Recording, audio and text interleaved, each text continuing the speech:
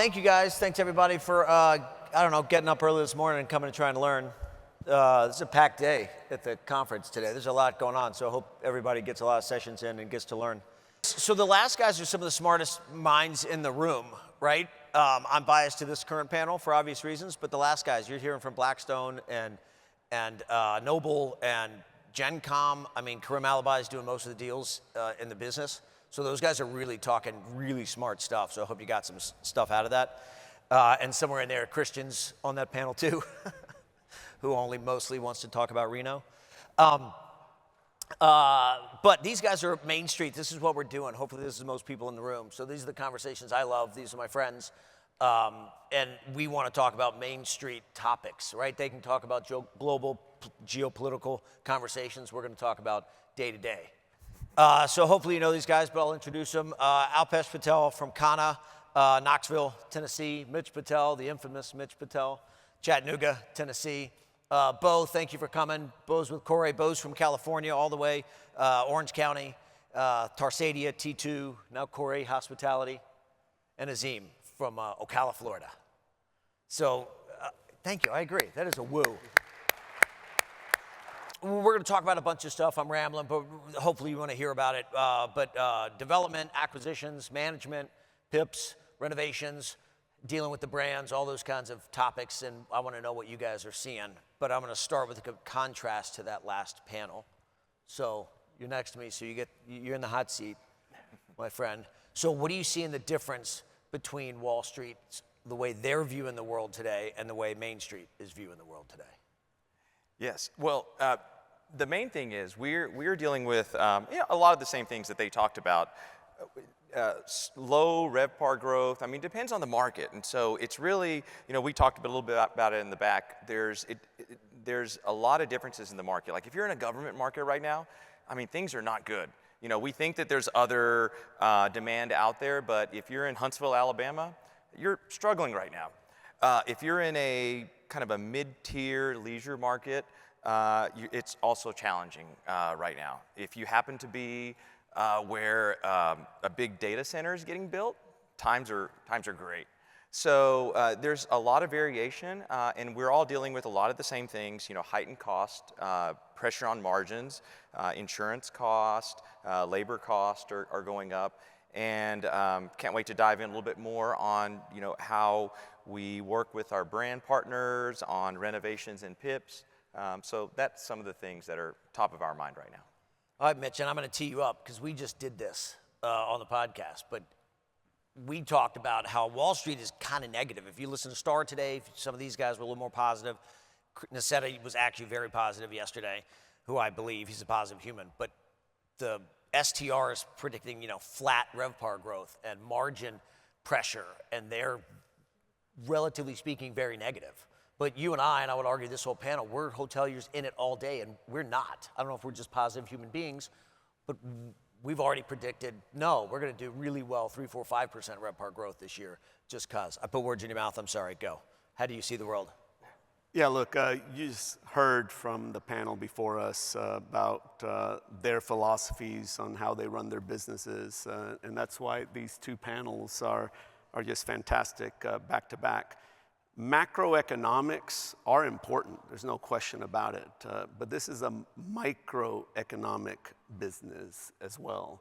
It's a corner street business, as Alpesh even mentioned a little bit earlier. So the brand that you partner with, the location within the market is so important. How well is your property maintained? And then very, very important, this is a service business, a people business that's layered on top of the real estate. So my friends that are, Wall Street, they often tend to forget that this is a people business. And so what's your culture look like in your organization? Your associate engagement, your guest satisfaction. We live in a transparent society more than ever. And I think we'll probably touch on AI later on in our panel, and AI is increased that visibility more than ever. And so if you're going onto Marriott.com or Hilton.com and you see, a hotel have a 4.8 rating, and another hotel have a 4.0 rating, that could be the difference in success or mediocrity. And so there's just so many variables, but you know what I love about this industry? There are so many variables. And so there's so many levers that you could pull, unlike office and retail and multifamily or industrial. There's so many levers that we could pull. And so, again, one last thing I want to mention about Main Street and Wall Street. When Wall Street zigs, oftentimes Main Street will zag, right? In 2010, I remember we just coming out of this, the Great Recession, right? And there were so many people that were just putting their heads in the sand. They said, I want to completely get out of this business, forget even growth. They want to get out. Well, we leaned in. We leaned in. We had about 8, 9 hotels at this time, and we developed 14 hotels from 2011 to 14. And those are some of our best hotels in our portfolio today, because the last time I checked, basis is important. Amen. Bo? You know, the only thing I'll add to that is Mitch mentioned, you know, it's a people business, and it's interesting being on this side of this couch now, following the previous group. I can't tell you how many times I've had owners' meetings when they don't care about GSS. And Mitch just shared GSS matters. That's the difference between the 4.0 rating and the 4.6 rating. And in our business, that gets lost very quickly because you think the customer's just going to come. The customer is becoming smarter every day. Azim, I see you nodding. You got a lot to say. I can feel it. Let's hear it. I want to qualify my response by acknowledging the risk in our business is real. It's very real, right? And Wall Street's job, at least in my eyes, is to assess that risk. But ultimately, it's about the entrepreneurial spirit. It's about the conviction you have in the deal. And if there was no risk, there'd be no reward. So you got to take the risk. The risk has to be calculated, but you got to take your swings and then bet on yourself as an entrepreneur to figure it out. Bet on your culture, bet on your team, your ops team, but that entrepreneurial spirit that Main Street has, the deal conviction, has to continue to prevail because we bet on ourselves. We, like Mitch, did a lot of deals post-Great Recession. And some of those deals were underwater and head-scratching, and my friends who were practicing law at the time told me how much they were making and no personal guarantees. But we survived because we bet on us as entrepreneurs and have that conviction. I think you did more than survive. I mean, I'm making it up. You had 5 hotels, now you have 105 hotels.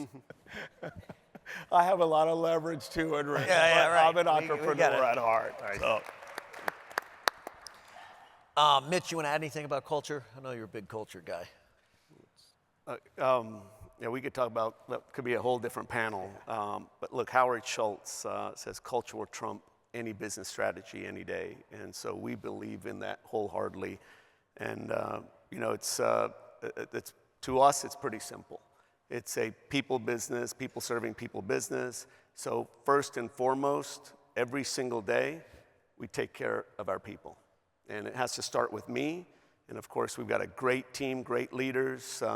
And we have a lot of data as well. And so let's talk a little bit about data. With our entire portfolio, we're looking at, okay, which hotels are performing the best, right? And of course, we could talk about brand and market and all those things all day long. But at the end of the day, what we also noticed was that the hotels that were performing the best also had the most amazing leader, general manager at that property, right? Great leaders, right, can inspire their teams to perform better. And so that has to be earned, not given, right? So a great leader should build that admiration and respect from their team. And if you're putting deposits in that emotional register, it's amazing what kind of withdrawals that you could get back from your team. And then when you take care of your team and they're highly engaged and happy and motivated, especially in this world that we talked about just a minute ago, that this transparent world that we live in, where every single guest feedback is going to be announced to pretty much the world, right? So it's just so critical that you get that piece right, taking care of your team. And that's, at the end of the day, what our culture is about. I'd like to piggyback on that. One of the things I love about this industry so much is that, we like to let our leaders know, don't hire our general managers based on, their experience necessarily. That shouldn't be the number one factor. Let's look at more than that. And so just an example that I would like to give is that one of our flagship hotels, it's an urban Embassy Suites, very high volume hotel. The general manager, and it's ranking, top 5% in the brand in terms of guest satisfaction scores, very profitable. The general manager was our breakfast hostess at a small roadside Hampton Inn about 5 years ago. So that's just exemplifies the beauty of this industry. Yeah, I love that. I'd piggyback off of that. This year we hired 4 first-time general managers with similar stories, right? So we are an industry where we always go back to what we know and hire someone with experience. And these 4 leaders are just unbelievable because they can connect with every, we call our employees curators at Quarry Hospitality, so they can connect with them at a different level because they've walked in those shoes more recently versus 10 years ago, right? We're an industry that always shares, 10 years ago we did it that way. Well, those days are gone. World's changing quick. And to follow up to Mitch, you could have a whole nother session on culture. How many people ask their employees, curators, are you happy? So we took a page out of a country by the name of Bhutan. Whoever's been there, I highly recommend it. They measure gross national happiness. So this year we've charged our HR leader, how do we measure happiness with our curator pool? So we're going to figure it out because ultimately, as you know, it's the age-old saying, happy guest, right? We're going to be at happy curator, happy guest. I would say yes, yes, yes. And add to that we also try to educate our team and work really hard at it to develop the entrepreneurial business savvy and understanding, meaning understanding a P&L. Why does the GOP matter to them other than me trying to get rich? How does it influence their long-term growth, which right now I'm not, but anyway, that's another story. But how does it influence them and their long-term growth? So that they understand the business more than just a profit motive. And there's a 10% variance in your food costs or you missed on your labor forecast and what happened. It's a tough business. And to run a hotel, with the law degree, I have failed in QA inspections as a general manager. And I had a law degree, I practiced law for a while, and I failed QA inspections. It's a tough business. And they have to understand, why you're pushing at times as an ownership group the way you are. So I get that at the general manager level, but I'm going to push back. Is that all the way down as the front desk clerk? Why do they care about the P&L? It impacts their long-term growth and career opportunities in a big way, even housekeepers. And we try to really make an effort to educate them on what is GOP, what is EBITDA, and why it matters to them, even at the housekeeping level. And I think adding to that, getting creative with incentive programs that touch on that. Look, as human beings, we want to learn and add value and make impact. And I think involving them, to your point, and having them understand that, it's amazing the results that you get when they're getting rewarded with really creative programs that you should lean on and learn from folks up here as well as at the conference. We just got to get creative. Yatig, while we're on this topic, one more item I want to mention is purpose, right? What gets you up in the morning? Cleaning 14 rooms? That's a tough task. And so I love this story where John F. Kennedy was visiting NASA and he saw a man with a broom and he asked this man, what do you do here? He said, Mr. President, I'm helping put a man on the moon. And so purpose is powerful. And I think that this, they call FIFA is coming, right, to United States and of course Canada and Mexico as well. and they call it the beautiful game. Well, this is a beautiful business. I mean, like Alpesh said, where can you have opportunities where a housekeeper can become executive housekeeper and an assistant manager and general manager in a very short time frame? We just had our leadership conference, and the GM of the year was a housekeeper in 2017 that joined our company, and she's the GM of the year. And so there's a lot more to this than just the macro economics of what's going on. And I know so many friends in the audience here are having tremendous success because they're following this formula of first and foremost taking care of their team. I love this conversation. This is fantastic. We could do this all day, but I'm going to make us pivot a little bit. Bo, I'm going to pick on you. You've been California. You guys have changed, from my perspective, the core of the company, right? Yeah. You were California, you were prolific developers for 50 years or something, and now you're no longer doing that.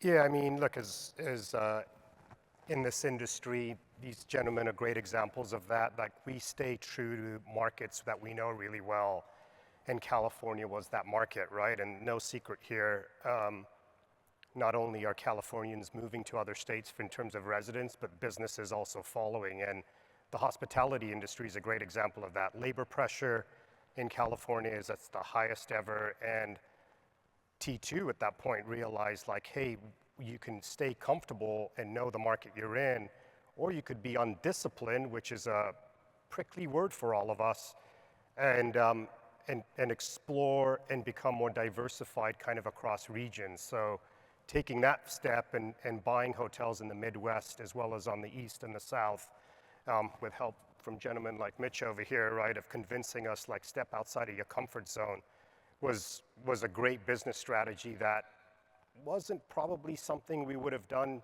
10, 15 years ago. You kind of stay in your market and just become experts in that area. But the economy has changed. Business in California has become harder. And I was sharing with these gentlemen, if there's, hopefully the guys before us aren't in this room and own a bunch of assets over there. So, but I today would not buy a hotel in Los Angeles for obvious reasons, right? It's tough. It's a tough labor market, and don't know if that's going to turn. So I'm going to keep drilling down, if I can put your business out there. So you guys had a gigantic $500 million 1031 exchange last year. Pressure, whatever you want to say, but you guys were able to buy things, so you were one of the more prolific buyers last year in spending that. Yeah, so, exchange pressure is never easy, and obviously a lot of pressure in that. But the strategy was to deploy capital in the hospitality industry again, even though we looked at other, data and multifamily, just hospitality was where it made sense. And diversifying to the south and to the east, obviously a lot of plane flights and underwriting and performers and et cetera. But there was opportunity out there, right? So selling something in California at let's call it a 6-ish cap, and buying things at average 8 is what made sense. And we were able to pull it off with help from our broker friends, et cetera. I think that's, I'm going to repeat that though, because Tarsadia, they could do anything they want. They really can. I mean, they're in pharmaceuticals and bioscience, not just industrial real estate, right? Industrial multifamily, et cetera. And they're staying in the hospitality space. When you're hearing all this negative, sorry, I'm going to be negative from the last panel, all this negative in the industry, but these guys are like, no, this is what we do. This is the best return on capital. Yep. And then to echo, you went to markets like Greenville, South Carolina, and Jacksonville, Florida, and Texas, and the like. DC. St. Louis, kind of markets we would never have thought we would be in. Azim? Yeah, there's one point I wanted to go back to in terms of culture and team members. And, we have frontline team members who have, and above, who have actual K1 ownership in our hotels. They understand when I get a check, they get a check. They begin to understand how depreciation affects them. They understand investor return because they're living it. They have skin in that game. They ask when K1s are going out, and They understand that business really well. I think to underscore what Bo is saying is you have to be agile in your model, right? What got us here isn't gonna get us there, and you gotta pivot and you gotta shift. Part of that is you're gonna get bruised and banged up sometimes, and then you learn from that and you fail forward.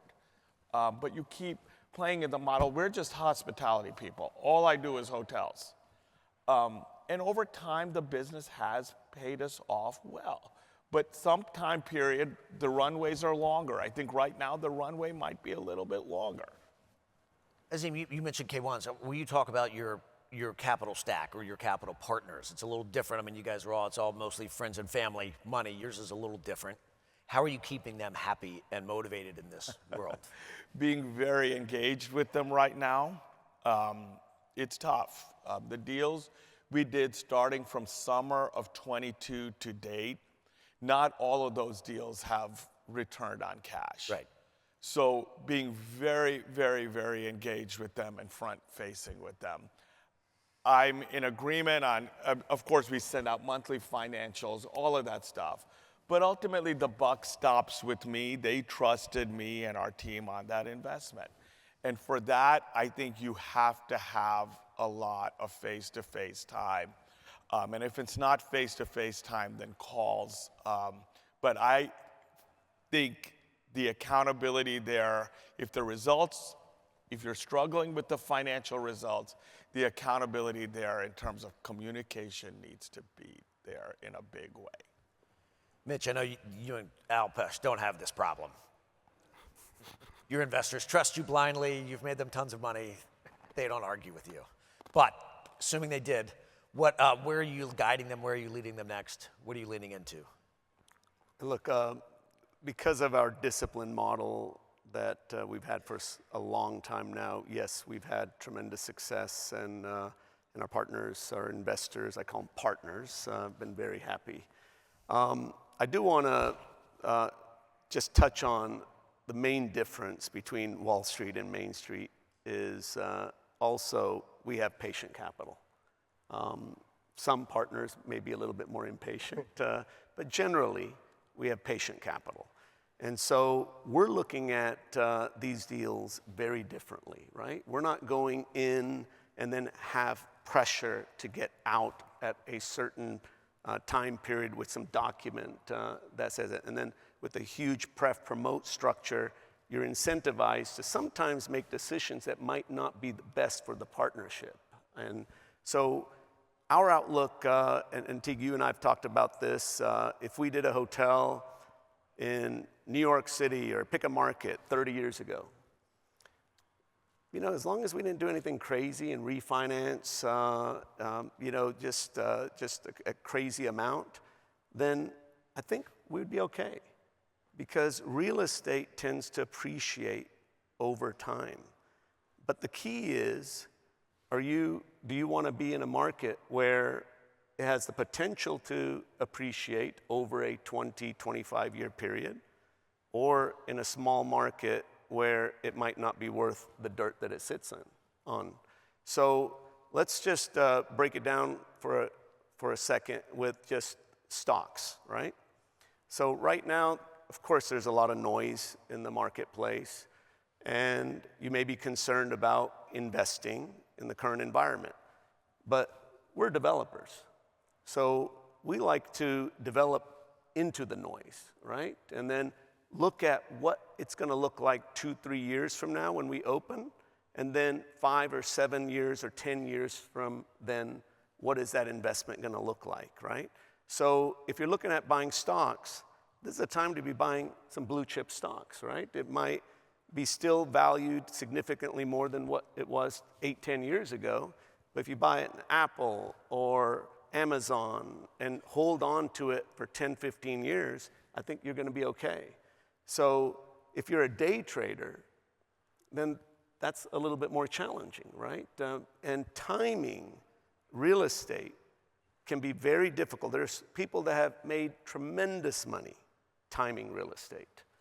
But we believe in the long-term sustainability of this industry. And that's the first question that you have to ask yourself. Do you believe in the long-term sustainability of this industry? And if the answer is yes, then go to step 2, right? And that's what our belief is, and that's why we're still building. And we could talk about the why here in a second, but we believe that 5 or 10 years from now, that our investment is going to be well protected. And to piggyback on that, when we talk about capital stack and kind of, there's so many different ways that you can invest in this industry. The way we're set up, similar to Mitch, it's a lot of friends and family capital. And so our typical, investor is someone that maybe has 1 or 2 of their own hotels. They don't have the infrastructure to expand further, so they have some savings and they want to write us a check for $200,000, and we form a single asset LLC.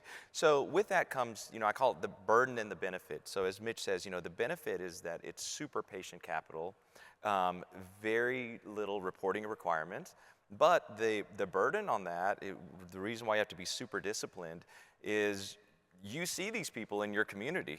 I mean, so if something goes wrong, it's a personal connection, a personal relationship there that you don't want to compromise. And so we stay super disciplined when it comes to this sort of capital. All right, but now I'm going to go ahead. I was going to say, I am a investor with Elpish, and you've done a fantastic job, by the way, in running your business.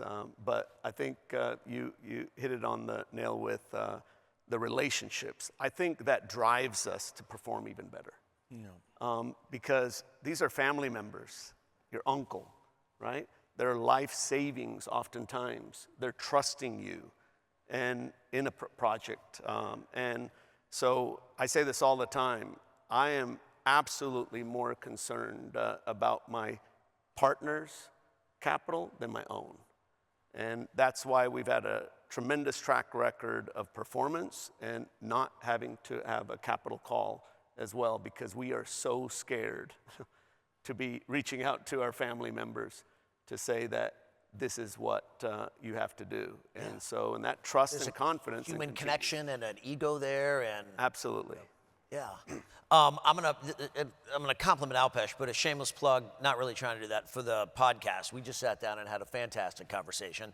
And if you've listened to him or if you haven't, I'm gonna repeat some of the stuff. But the reason I love doing the podcast is we get to sit down. You were very open, you were very real, sharing your experiences. And if I may repeat some of those, so go listen. That's the reason we do it, is for everybody. I just love them. I'm gonna continue doing them until my team throws me out.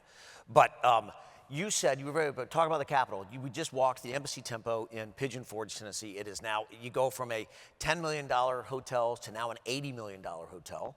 And at the risk of putting your information out there, $300,000 a key, and you raised it all cash. Mm-hmm. Your embassy in downtown Knoxville, I believe, was $40 million, all cash. And you told your investors, don't invest in this deal. We're not going to make any money. And you get $80 million all cash. That's trust. I'm answering my own question. That's the trust they've put in you guys, and you made them tons of money before, correct? All right, now I'm piggybacking, now I'm pivoting. But that's amazing to me, everybody. I'm piggybacking.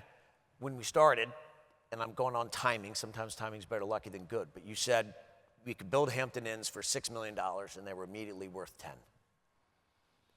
And today you can't do that. So Mitch, I'm gonna make you answer. So what are we doing? Look, I'm not going to tell you that development is easy. By the way, if you looked at this panel, none of us really, except Teague, we don't have hair. So It's a prerequisite, man. I know. In what room do I have most of the hair? Clearly tells you that this is not easy, what we do. And I noticed the Wall Street guys all had a full. Go ahead, good-looking guys. Amazing head of hair. That's why they got the job. So look, we've developed over 60 plus hotels, and it is probably the most challenging time right now to be developing hotels. And this is what we do, right? Every company creates value differently, and our company historically, and even Elpish's company historically, has created value through development. That's something that we feel like we're really, really good at. And so after the pandemic, you know, we were going to do the same thing that we did back in 2010, 11, 12. We thought, okay, let's go get a bunch of deals done. Construction costs going to go down. Didn't materialize because of something called inflation. And even though the demand may have softened, material costs, labor costs, all those items went up. And so absolutely, Azim was just saying that Hampton Inn that you developed in 16 or 17 is double now, right, today. But here's the good news. We are seeing that construction costs are tapering. So there's a little bit more clarity now than it was 2-3 years ago when it was growing at 10, 12, 15% a year. It was almost impossible to figure out what this thing is going to cost us. We have a much better idea today of what it's going to cost with the construction cost. And you have to have that conviction that, again, what is it going to look like a year and a half, 2 years from now? And I strongly believe that, and you heard Mitt say this earlier, even with this tremendous noise, if you designed a set of policies that would be detrimental for our industry, I don't think you could have done a better job, right? I mean, it's just amazing of all that noise that our industry has still had in many ways positive gain in RevPAR.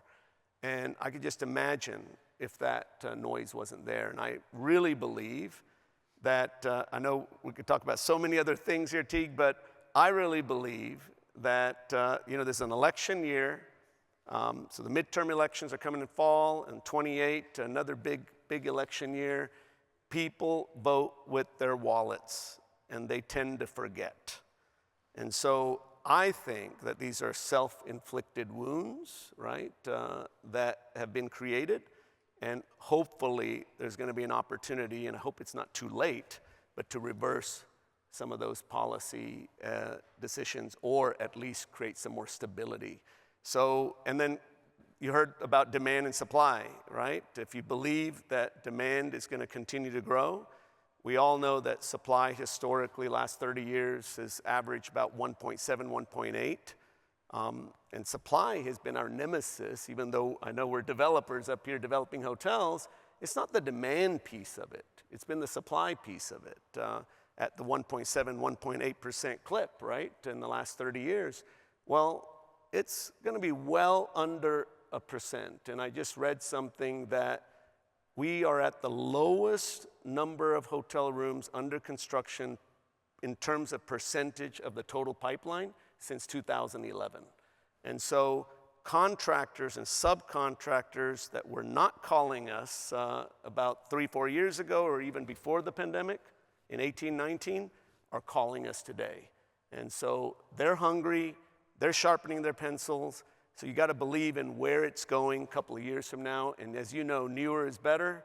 And we feel like that it poises really well for developers. But again, you've got to be very disciplined with brand, market, basis. There's people that could build a hotel for $250 a key. That same hotel, someone could build it for $210 a key, right? That's a big difference in how well you're going to be successful. Just like at operations, development, there's a lot of levers you could pull as well. And I'd add to that real quick is, you know, Mitch and with T2, they actually officially shut down their development because in California, it makes less sense to develop. However, what they did do and the opportunities we're seeing for the folks who are developers at heart is the repositioning opportunities are like ridiculous. So to Mitch's point, if you can get in the right basis and take an asset and up-brand it or reposition it in some way, those opportunities we're seeing a lot of those and executing on them. So in terms of development, what amazes me, so even when things were a lot easier, you know, we talked about when we built these Hampton Inns for $6 million, they'd be worth 10. Even at that time, I remember we would always get a contractor early on, you know, really figure out, you know, within a couple percentage points, what the hotel was going to cost to build. So we have the confidence moving forward. I do see sometimes people in the industry that are kind of maybe new to it that come in and, you know, what they kind of go in reverse. They they get married to the project without really knowing, they'll buy the land, they'll get the franchise, and then they find out later on, oh wow, this thing is going to cost 30% more than what I thought it was going to build. And the economics don't make sense, and it adds a lot of stress to the process. So I'd say now more than ever, getting design build, design assist, knowing the risk that you have on the table up front is more important than ever. We've done a mix of new construction and existing. I mean, new always wins because once it opens, there's a share shift. But I think the risk of existing is less because you have performance history there. The challenge with existing is the change in ownership PIPs. They're not easy anymore. So the execution is a lot harder. The loss of business during it, a lot more. The deferred maintenance, heavy. And then it takes, the supply chain issues are still there. And then I think once the renovation is done, it's another 12 months plus to get the business back. So there's a longer runway now for existing hotels and acquisitions. And with that, I don't think the sellers quite understand that. The buyers want them to understand that, and it creates this tension of where you land with pricing. Because as a buyer and having gone through it, it's like, oh my God, I mean, it's not the renovation is done and the next day the business is back. It's going to take another 12 months now from experience on getting that displaced business back. It's called a bid-ask spread, Azim. Yeah. That happens. Yeah. Chime in, Bo. I'm going to pick on you. You guys were prolific buyers last year, so I want to get to this topic. Yep. What did you learn when going through that process that you could share with us? Like, how many deals did you look at, and what else did you learn? Yeah, so underwrote over 50 plus deals, ended up buying 6 out of the 50, right? And what we saw is there's quality assets there at or slightly above replacement costs. What we did also find out that in that kind of, call it sweet spot, the sellers weren't really sellers. Out of that, what we saw, let's just say 15 of them, it was only 1 that was closed upon. So I think folks that are sellers today are still struggling with, if I sell, what do I replace it with?